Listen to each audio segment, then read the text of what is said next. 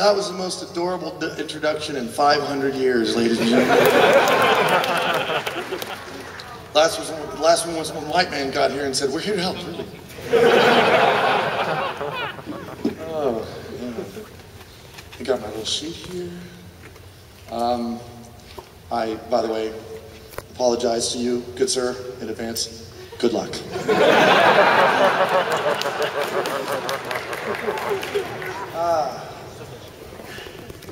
I've never yet been able to actually drink whiskey. This is my real booze. Never been able to drink this on stage yet. I usually just settle with beer, but screw it tonight.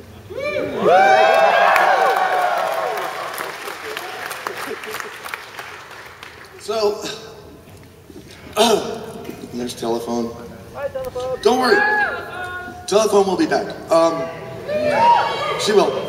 See, I learned from Twitter. Oh, by the way, I want to apologize in advance for my voice. It's a little gravelly tonight, but I'll muddle through. I learned from Twitter that whenever I go to tweet a perfectly legitimate fact, some group of people somewhere is going to become the butthurt. Doesn't matter what the fact is at all. Some group of people somewhere is going to become the butthurt when I tweet it. And suddenly I'm a Nazi. And now I'm a Nazi. Now they're filling up my timeline comparing me to Hilter because not one of the dumb bastards can spell.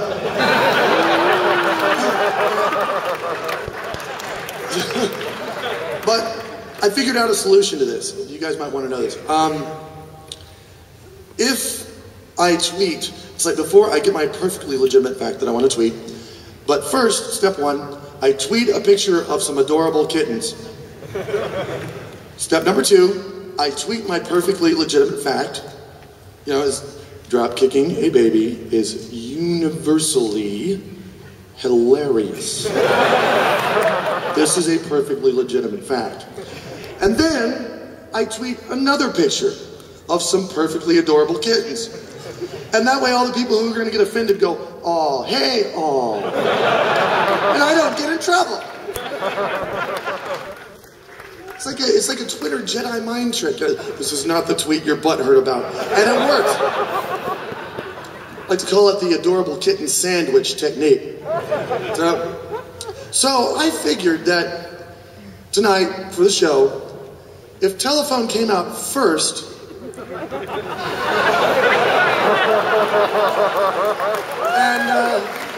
then she comes out again at the end of the show, then we can just be all part of this wonderful, adorable telephone sandwich with just some shit in the middle.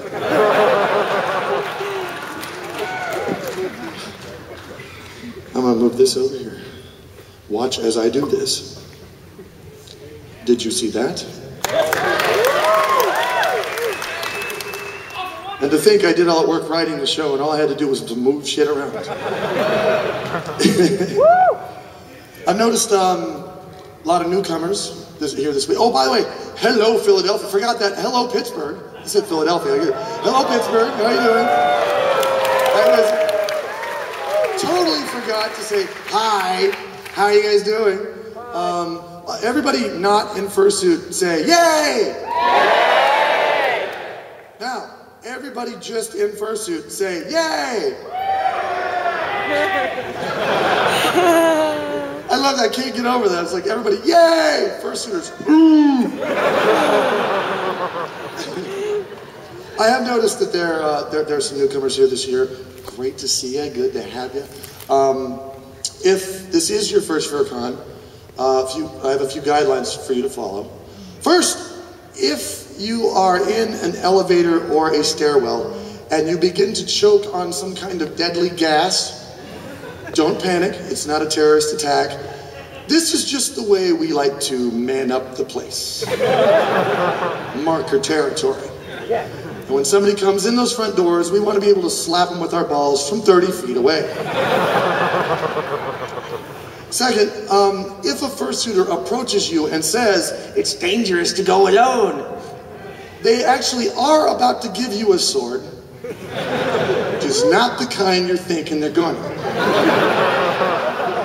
My suggestion if they chase you is to actually run down some stairs, Fursuiters falling downstairs is the most adorable death ever.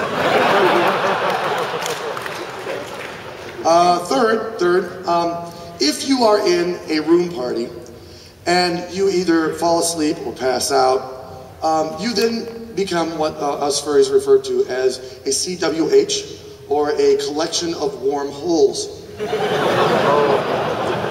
You cannot get the full furry experience unless you've done this at least once. If you don't walk out of here Monday without feeling like, you know, a train wrecked across all of your junk, then you did it wrong and you don't get your furry license. And finally, number 4, if by the end of the weekend you feel a little bit sick or have a painful rash in a sensitive area, don't worry about that. That's just God telling you that He's now turned His back on you and you're going to be going to hell with the rest of us. Welcome to the furry family.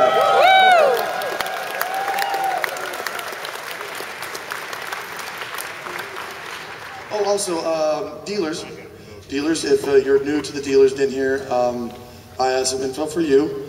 Obviously, huge place, right? So, Anthrocon has to work with the union to help get things done.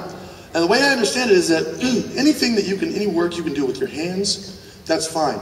But the minute you actually have to pick up a tool, you have to call in a union member to help you out. This means, of course, that the union will have to be involved in most of the sex going on this weekend. So you guys bring in power tools in here, and you ain't here to build birdhouses neither. Jackhammers with replicas of Andre the Giant's fist on the end. There's only 2 purposes for that. Either completely wrecking a CWH or punching some dumb bastard 140 times a second. And unfortunately, the governor of Arizona is nowhere near you. So, whoops. Lots of fans of the governor of Arizona here. I step over a line. Whoops. Of course, I'm joking. I'm joking, of course. No, you're not. Hang on. The balvenie. Good stuff. No, it's not. One person out there knows what balvenie is. Nope. It's probably Foxamore.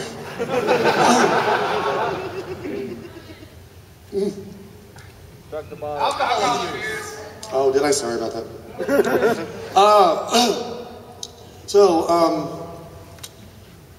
Interestingly enough, well, by the way, I am joking. I joke a lot because that's what I do. Welcome to my job. This is my job. This is my office. At least right now it is. As a comic, I get to spend a lot of time thinking up funny things to say and goofy voices to do, and that's fun and everything. But I found that sometimes you can make a goofy voice that just doesn't match what you're saying with it. It can get kind of scary. Like, imagine a radio DJ voice talking like a Vietnamese prostitute. Hey there, sailor. Me so horny. Me love you long time. $10 gets you best boom boom. It's scary. It doesn't work. Another one doesn't quite work. Stoner drill sergeant. Not quite. Your mother's totally not here. Your ass like belongs to the Corps, dudes. The first and last words out of your filthy sewers will be sir and sir. Now drop, like give me like 4. It's shows like this that people come to me after the show wanting to buy drugs from me. They cannot believe I don't have any. Another interesting one, gay German Starfleet captain. That was... So what is the damage? They're shooting at us. They've blown up the dance club on deck 12. Those Romulan bitches. Okay, set phases to syphilis on fire. Use the purple phases this time. I'm tired of the pink ones.